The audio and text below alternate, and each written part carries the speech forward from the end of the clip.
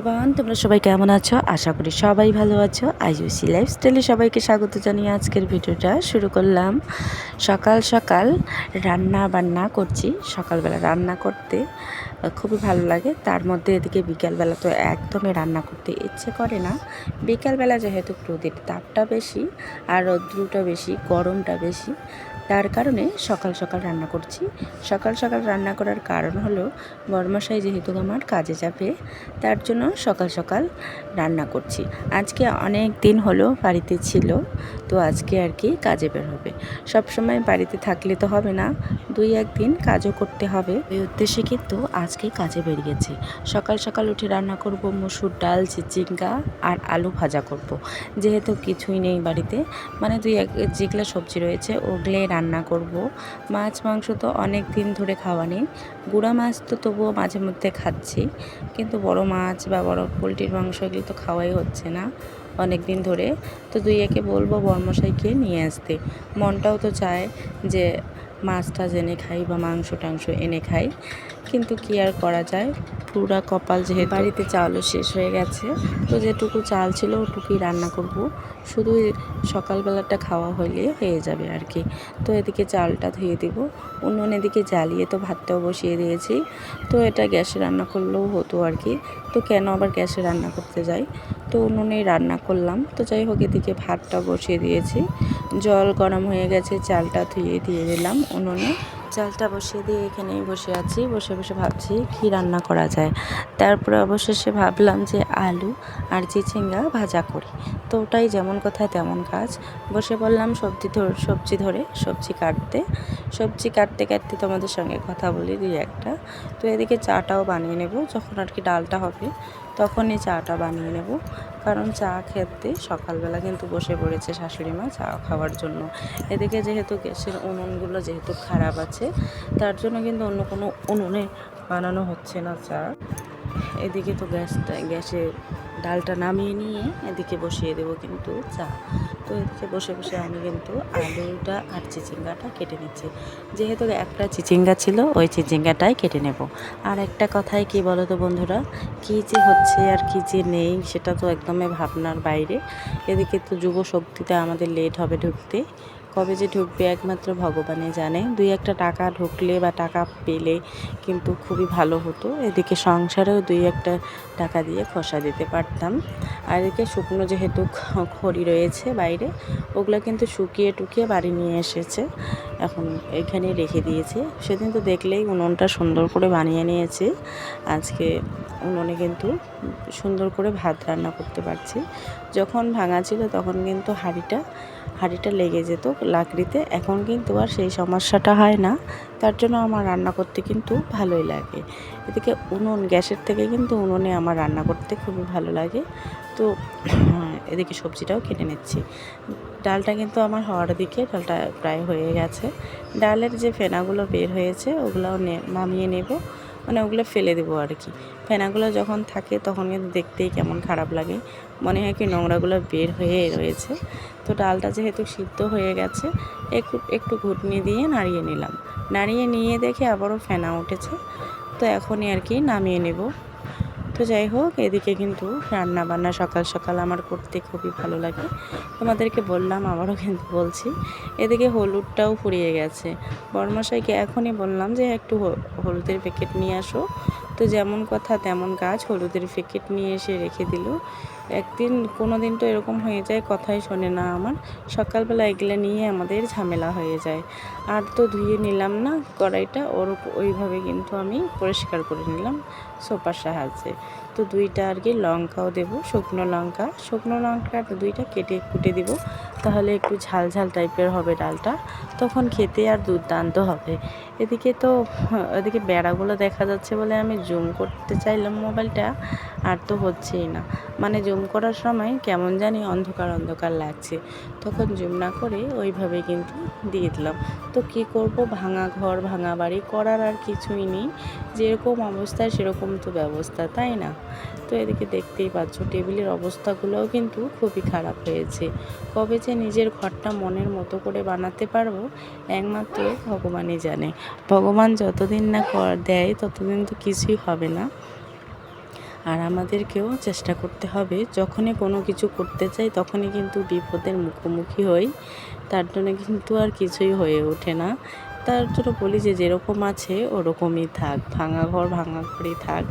তো এদিকে ডালটাও ঢেলে দিলাম, পেঁয়াজ আর শুকনো লঙ্কা কেটে দিয়ে এখন কিন্তু ডালটা ঢেলে দিলাম। লবণ তো আগে দিইনি, কারণ লবণ যদি আগেই দিই তাহলে কিন্তু ডালটা সিদ্ধ হওয়ার সমস্যা হবে। তার জন্য ডালে আর লবণ টবণ দিই না, একেবারে যখন ডালটা আমার হয়ে যায় তখন আর কি দিয়ে দিই।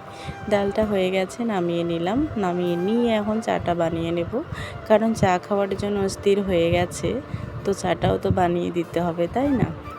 চাটা দেওয়া লেট হয়ে গেলে আবার মাথাটা গরম হয়ে যাবে, তখন কি বলবে কি নেই এটাও গ্যারান্টি নেই। তো গ্যাসটা একটু মুছে নিলাম। তো টেবিলটা আর মুছে নেওয়ার একদমই মনে ছিল না, ওটা ওই জায়গাটা ওরকম সাদা হয়ে থাকে। তো একটু পরে আর কি পুরোটাই মুছে নেব, কারণ মুছে নিলে ফ্রেশ ফ্রেশ লাগে। এদিকে চাটাও বানিয়ে নিই, মেপে চাটা দেই, কারণ আমার আবার আইডিয়ার থাকে না। কাপ দিয়ে জলটা না মেপে নিলে আমার একদমই আইডিয়ার থাকে না। কোনো দিন এরকম হয়ে যায় বেশি বেশি করে চা বানিয়ে রেখে দিই। এখন টেবিলটাও মুছে নেই, কারণ টেবিলটা যেন সাদা সাদা হয়ে থাকে। প্রতিদিনে তো মোছামুছি করি, তবুও সাদা সাদা হয়ে থাকে। যখন একটা কাভার পাবো স্টিল কালারের কাভারগুলো, ওগুলো লাগিয়ে নিব, তাহলে দেখতে হয়তো খুবই ভালো লাগবে, আর আমাকেও আর কি ফ্রেশ ফ্রেশ লাগবে। এখন তো টেবিলটা ফুটি হয়ে গেছে, এই জায়গায় ফুটো বা ওই জায়গায় কাটা, তার জন্য আমার টেবিলটা দেখতে অনেকটাই বিশ্রী লাগে। এদিকে চায়ের জন্য দিয়ে দিলাম চিনি দিলাম 4-5 চামচের মতো। তারপরে এদিকে দিয়ে দিলাম চা পাতা যেহেতু একটু কম ছিল, তার জন্য কিন্তু চায়ের কালারটা একটু সাদা টাইপের হয়েছে। আবার একটু চা পাতা দিয়ে কিন্তু চাটা নামিয়ে নেওয়ার পরে আবার চা পাতা দিয়ে কিন্তু বসিয়ে দিয়েছি উনুনে। কোনো কিছু যখন মন দিয়ে বানাতে যাবে তখন কিন্তু একদমই হয়ে উঠবে না। যখন যেই জিনিসটার মন থাকবে না বানাতে, তখন দেখবে খুবই সুন্দর হবে। এদিকে কাগজের সাহায্যে ডাঁড়িটা ধরতে চাচ্ছিলাম, তখন আর হচ্ছে না, তখন অতিরিক্ত গরমই লাগছে। দেখো মোবাইলের ক্যামেরাতেও বোঝা যাচ্ছে যে চাটা অনেকটাই সাদা হয়েছে আর পাতলা টাইপের হয়েছে। একটু চা পাতা দিয়ে তারপরে চা পাতা দিব, আর একটু চা পাতা দিয়ে আর একটু বয়েল করে নেব, তাহলে অলরেডি ভালো দেখা যাবে। তো চায়ের পর্ব তো শেষ, চা দিয়ে দিলাম। এখন আবারও ভিডিও চালু করে দিয়ে কড়াইটা একটু মেজে এনে তারপরে কিন্তু পেঁয়াজ এদিকে কেটে দিচ্ছি। আর পেঁয়াজ কেটে দেওয়ার পর পেঁয়াজটা একটু নাড়াচাড়া করব, নাড়াচাড়া করে চিচিঙ্গা আর আলুটা ভেজে নেব। তো আজকের সিম্পল খাবার, মানে গরিবের আর কি, গরিবের সিম্পল খাবার, তো করার কিছুই নেই, কারণ যেরকম অবস্থা সেরকম অবস্থার জন্য কিন্তু অবস্থায় ব্যবস্থা করতে হয়। আজকে সিম্পল রান্না করছি। তারপরে এদিকে হলুদ যেহেতু কম পড়ে গেছে, হলুদ তো বললামই নিয়ে আসলো। এখন হলুদটা ঢেলে নেব কৌটোতে ঢেলে নিয়ে এদিকে লবণ আর হলুদ দিয়ে ঢেকে রাখবো, ততক্ষণে হতে থাক। আমার অনেক কাজ রয়েছে, ওগুলা কাজে মন দিই। চলে আসলাম ঘরে, রান্না বান্না সব কিছু সেরে এখন আমার তো এই ঘরটা পরিষ্কার করতে হবে। ঘর পরিষ্কার করে রাখি এখন, কারণ রান্না যখন আমার ফুরিয়ে যায়, শেষ হয়ে যায়, তখন আমি আমার ঘরটা সুন্দর করে ঝাড়ু দিয়ে নেই। মানে রান্নাঘরটা থেকে শুরু করে খাওয়া ঘরটা, বরকে বিদায় দিয়ে এখন কিন্তু আমার রান্নাঘর পরিষ্কার, তার মধ্যে থাকার ঘরটা, বিছানাপাতি সব কিছু তুলে নিতে হবে। এখন উনুনে কিন্তু গরম বসিয়ে দিয়েছে ভুট্টা, তারপর চাপড়, ওগুলাই গরুর জন্য বসিয়ে দিয়েছে। আমাদের নিজের জন্য রান্না তো করতে হয়, এদিকে গরু বাছুরের জন্য কিন্তু রান্না করতে হয়। গরু বাছুরের জন্য ভুট্টা চাপড় প্রতিদিন সকালে যেরকম আমরা খাই, সকাল সকাল ভাত বা যে কোনো সবজি, ওরা সেরকম খায়। গরম জল বা ভুট্টা এরকম প্রতিদিনে তো করতেই হবে রান্না, যেরকম বর্ষা হোক বৃষ্টি বাদল সব সময় কিন্তু এই জিনিসটা করতেই হবে। তারপরে এদিকে শাশুড়ি মায়ের বিছানাটা পরিষ্কার করে নিই। জানি না বিছানাটা কেমন দেখা যাচ্ছে না যাচ্ছে, তো ঘরটা আবারও সুন্দর করে সাজাতে চাই আমি, কারণ এরকম ঘর আমার একদমই বিচ্ছিরি লাগে। কয়েক বছর ধরে আমি এই ভাঙা ঘরটাই দেখে যাচ্ছি, তার জন্য দেখতে দেখতে আমার তিক্ত হয়ে যাচ্ছে। আমি ভাবি যে আমি যে ভিডিও করি, কী যে দেখি, কী যে দিব আর কী যে না দেবো, এরকম মনে হয়। ইচ্ছে করে যে কোথাও ঘুরতে যাই, কিন্তু স্বার্থ ছাড়া আমরা আর কী করব।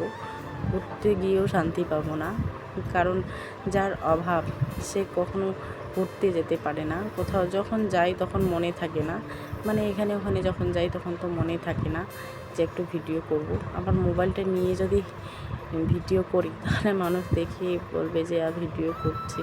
সত্যি কথা বলতে গেলে গ্রামে বসবাস করলে সবার কথা শুনতে হয়, বা সবার মুখে অনেক কিছু শুনতে লাগে, টেরা কথা, কেউ ভালো কথা বলবে বলা মুশকিল। তো গ্রামে যারা যারা থাকো তারা তো জানোই।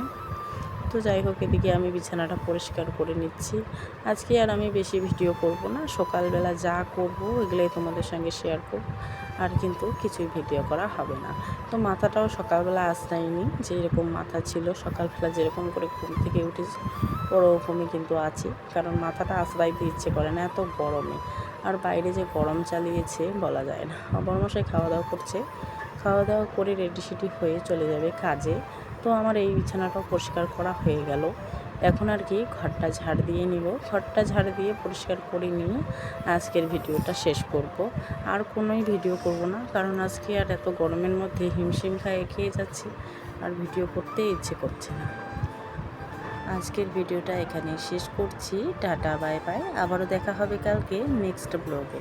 তো ঘরটাও ঝাড় দিয়ে নেই, ঘরটা ঝাড় দিয়ে মেখে দিয়ে দেবো মুড়ি, চা। আজকে যেহেতু দুধ ছিল না, তার জন্য কিন্তু মুখের রুচির জন্য দিয়ে দিয়েছি চা।